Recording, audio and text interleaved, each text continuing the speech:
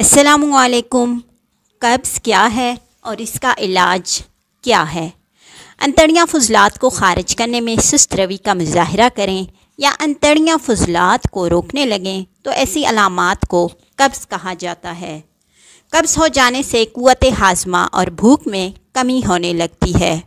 پیٹ میں گیس بھرنے اور جمع ہو جانے سے طبیعت میں عجیب گرانی سی پیدا ہو کر اضطرابی کیفیت پیدا ہو جاتی ہے۔ نظام انہضام انتڑیوں کا نظام 3 حصوں میں تقسیم کیا جا سکتا ہے، مطلب کہ 3 حصوں پر تقسیم ہے۔ نمبر 1، منہ، غذا کی نالی اور معدہ۔ نمبر 2، چھوٹی آنت، یہ تقریباً 20 فٹ لمبی اور 1.5 انچ موٹی ہوتی ہے۔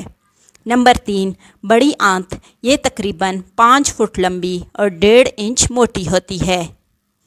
سب سے پہلے منہ میں دانتوں کی مدد سے غذا چبائی جاتی ہے، جو غذا کی نالی سے گزر کر معدے میں پہنچتی ہے۔ معدے کی اندرونی سطح ایک جھلی سے ڈھکی ہوتی ہے، جو اپنے مخصوص خلیوں سے مختلف اقسام کے کیمیائی مادے خارج کرتی ہیں۔ یہ مادے غذا کے لحمیات کو ہضم کرتے ہیں، مطلب کہ غذا کو اچھی طرح ہضم کرنے میں مدد دیتے ہیں۔ معدے سے غذا چھوٹی آنت میں پہنچتی ہے، جہاں غذا کا انہضام مکمل ہو جاتا ہے۔ چھوٹی آنت میں دوڑتی ہوئی خون کی نالیاں غذا کو جگر میں پہنچاتی ہیں۔ چھوٹی آنت غذا میں سے وہ اجزاء چوس لیتی ہے جن کی ہمارے جسم کو ضرورت ہوتی ہے۔ پھر غذائی فضلہ بڑی آنت میں منتقل ہو کر جسم سے خارج ہو جاتا ہے۔ عام حالات میں غذا پیٹ میں داخل ہونے کے بعد 48 گھنٹوں میں اپنا غذائی انہضام مکمل کر کے خارج ہو جاتی ہے۔ ماہرین کے مطابق ایک دن میں فضلے کا اخراج تقریباً 35 گرام ہونا چاہیے۔ اگر اس میں کمی بیشی ہو جائے تو قبض یا اسہال کے امراض انسان کو چمٹ جاتے ہیں۔ اگر غذا کا یہ فضلہ خارج نہ ہو اور بڑی آنت میں پڑا رہے تو کئی امراض پیدا ہو سکتے ہیں۔ تو ہم جانتے ہیں قبض سے ہونے والی بیماریاں۔ نمبر 1، ضعف قلب یعنی کہ دل کی کمزوری۔ نمبر 2، بلند فشار خون مطلب کہ ہائی بلڈ پریشر۔ نمبر 3، دل کی گھبراہٹ مطلب کہ دل کا گھبرانا۔ نمبر 4، غشی بے ہوشی ہونا۔ نمبر 5، دل کی تیز دھڑکن۔ نمبر 6، سر درد جو کہ اکثر صبح کو ہوتا ہے۔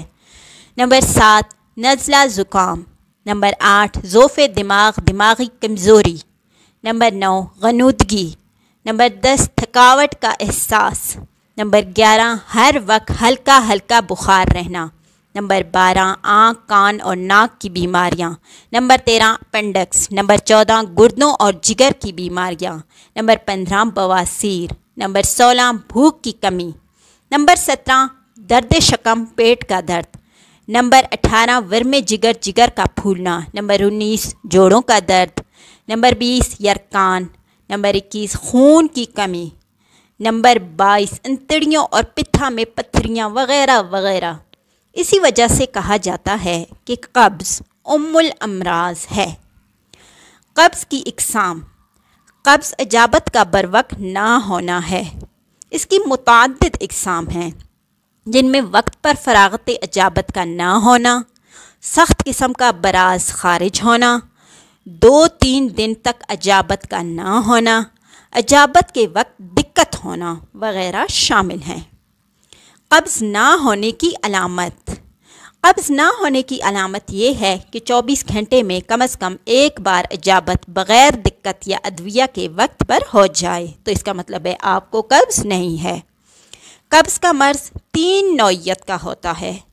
قبض کی علامات: قبض کی صورت میں پیٹ میں گرانی اور طبیعت میں بے چینی ہوتی ہے، مزاج میں چڑچڑاپن اور سستی ہوتی ہے، زبان کی جلد کا سوج کر سفید پڑ جانا، منہ سے بدبو اور بدبودار گیس خارج ہوتی ہے، گاہے بگاہے سر میں درد اور اختلاج قلب دل ڈوبنے کی شکایت ہوتی ہے، اعصابی کمزوری، بھوک کم لگتی ہے، بعض لوگوں میں کمر درد بھی ہوتا ہے، فضلات کے جمع رہنے سے ریاح پیدا ہوتے ہیں، بڑی آنت کے اندر غذائی اجزاء گلنے سڑنے سے بدبودار سانس کی شکایت رہتی ہے، قبض کی وجوہات کیا ہیں؟ قبض ہونے کے کئی اسباب ہیں۔ بعض انفرادی ہوتے ہیں، یعنی اجابت کو دبانا، اجابت کی خواہش ہونے پر غفلت کرنا وغیرہ۔ شہروں میں رہنے والے لوگ عموماً ریشہ فائبر والی غذاؤں کا استعمال کم کرتے ہیں۔ پھلوں سبزیوں کے بجائے مرغن تلی ہوئی غذاؤں کا زیادہ استعمال کرتے ہیں۔ غذائی اوقات میں بدنظمی سے بھی اجابت کا نظام متاثر ہوتا ہے۔ بعض اوقات کچھ ادویہ کے استعمال سے اور بکثرت تمباکو نوشی، چائے نوشی کے استعمال سے بھی قبض رہنے لگتا ہے۔ اخراجی قوت کی کمی، آنتوں میں رطوبت کی کمی، ثقیل غذاؤں کا زیادہ استعمال، آرام طلبی، ورزش کا فقدان، پانی کے کم استعمال سے بھی قبض کا مرض لاحق ہو جاتا ہے۔ وٹامن بی کی کمی۔ مختلف طبی تجربات سے یہ بات بھی سامنے آئی ہے کہ قبض کے مریضوں میں وٹامنز کی کمی ہوتی ہے۔ وٹامن بی گندم اور اس سے بنی اشیاء میں زیادہ پایا جاتا ہے۔ کیک، پیسٹری اور مٹھائی وغیرہ میں وٹامن بی نہیں ہوتا، لہٰذا طبی معالجین قبض کے مریضوں کو ان سے پرہیز کا مشورہ دیتے ہیں۔ رفع حاجت روکنا، یہ بھی قبض ہو جانے کی اہم وجہ ہے۔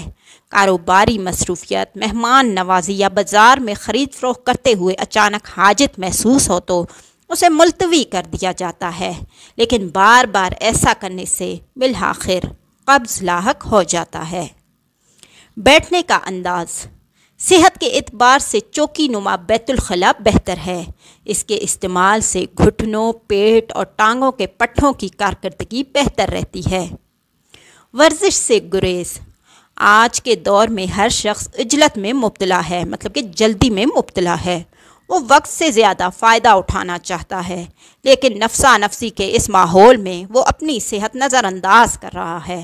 گھر سے سواری میں دفتر پہنچتا ہے، وہاں مسلسل بیٹھے بیٹھے کام کرنا اور گھر لوٹ آنا اکثر لوگوں کا معمول بن گیا ہے۔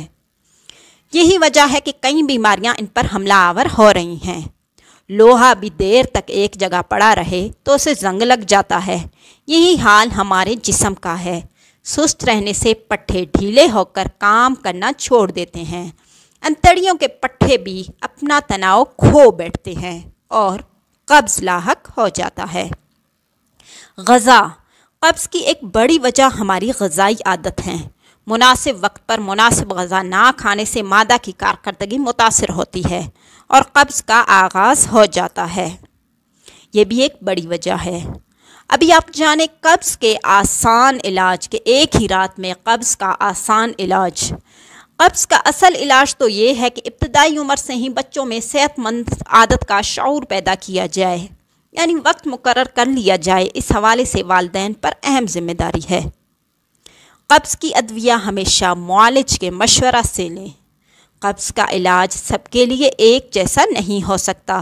ابتدا میں اور ہلکے قبض اور حجم بڑھانے والی ادویہ مثلاً آٹے کی بھوسی اور بغیر چھنا ہوا آٹا کھائیں۔ غذا میں پھل، سبزیاں، ریشہ سمیت ساگ، ٹینڈا، کدو، کریلا کھائیں۔ صرف ایک خوراک سے راتوں رات قبض کا خاتمہ۔ سب سے پہلے آپ نے سونے سے پہلے 1 سے 2 چائے کے چمچ کسٹرڈ آئل کے 1 کپ گرم دودھ میں ملا کر پینے سے قبض کی شکایت ختم ہو جاتی ہے۔ ایک ہی رات میں آپ چھلکا 2 چمچ نیم گرم دودھ میں ملا کر رات سونے سے پہلے استعمال کریں۔ گلقند کا 1 بڑا چمچ نیم گرم دودھ میں ملا کر رات کو سوتے وقت کھانے سے اجابت کھل کر آتی ہے اور قبض کا خاتمہ ایک ہی رات میں ہو جاتا ہے۔